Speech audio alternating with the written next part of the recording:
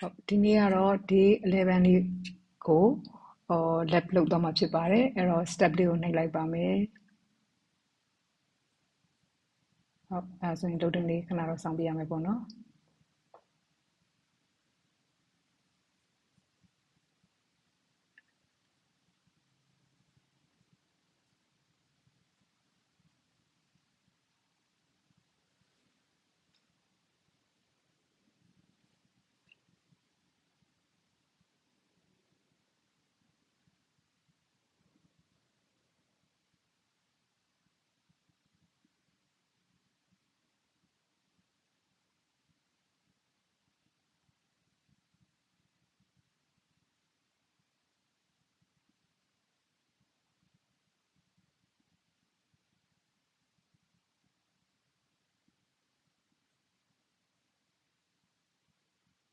အဲ့တော့ပေးထားတဲ့ instruction လေးတစ်ချက်ကြည့်လိုက်မယ်ပေါ့နော် instant name က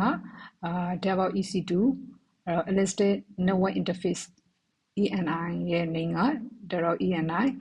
အဲ့တော့သူ့ရဲ့US East region မှာပဲနှစ်ခုရှိနေတယ်အဲ့ဒီဟာကိုမှ network interface နဲ့ instant ကို attach လုပ်ပေးရမယ်ပေါ့နော်အဲ့တော့ attach လုပ်ပေးဖို့ submit မလုပ်ခင်မှာ attach လုပ်တာသိကြလားဆိုတာကိုစစ်ဆေးခိုင်းတယ်အဲ့တော့သူပြောထားတဲ့ console ကနေပဲဝင်လိုက်မယ်ဟုတ် AWS ထဲကိုဒီ credential နဲ့ဝင်လိုက်မယ်ပေါ့နော်ဟုတ်ဒီဟာလေးခဏဒီမှာထည့်လိုက်မယ်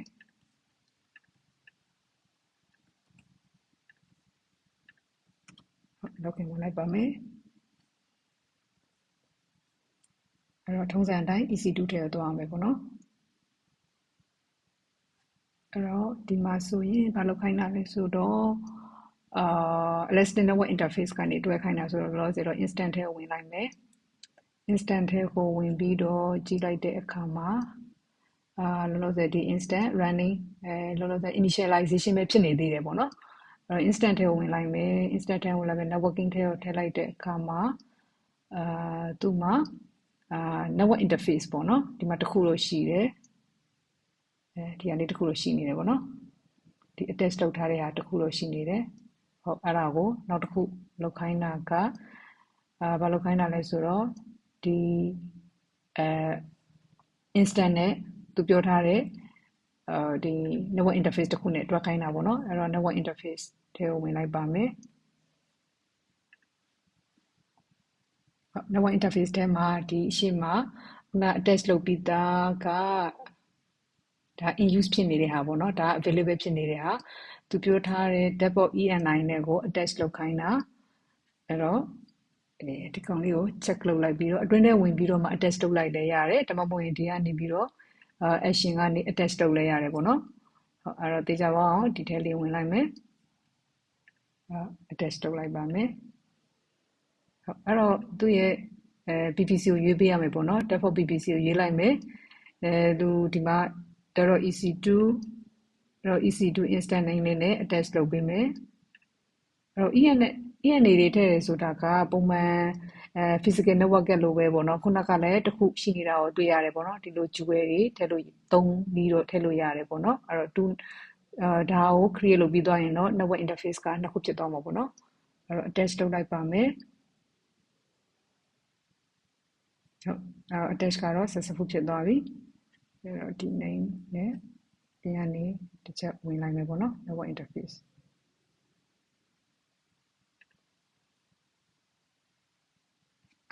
ချက် refresh လေးတစ်ချက်လုပ်လိုက်မယ်ဟုတ်အဲ့ဒါဆိုရင်ဒီမှာနှစ်ခုလုံးက in use နှစ်ခုလုံးဖြစ်သွားပြီပေါ့ဟုတ်နှစ်ခုလုံး in use ဖြစ်သွားပြီinstant ထဲကိုလည်းဝင်ကြည့်လိုက်မယ်ပေါ့နော်ဟော instant ထဲမှာခုနက initialization ဖြစ်နေတာပေါ့ဒီမှာဆိုရင်running ဖြစ်နေတယ်နှစ်ခုဖြစ်နေပြီပေါ့နော်အဲ့တော့သူနဲ့သက်ဆိုင်တဲ့IP တွေလည်းထွက်သွားပြီပေါ့working ထဲကိုတစ်ချက်ကြည့်လိုက်မယ် working ထဲမှာဆိုရင်ဒီမှာနှစ်ခုသူရဲ့ public IP private IP တွေပေါ့နော်ဟုတ်အဲ့ဒါဆိုရင်တော့ log လေးပြီးသွားပြီလို့ထင်ပါတယ်ဒီ log ကို pass ဖြစ်ဖြစ်ကို check လုပ်ကြည့်ပါမယ်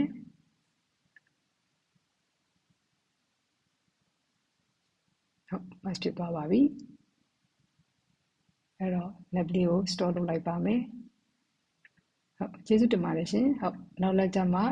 တွေ့ပါမယ်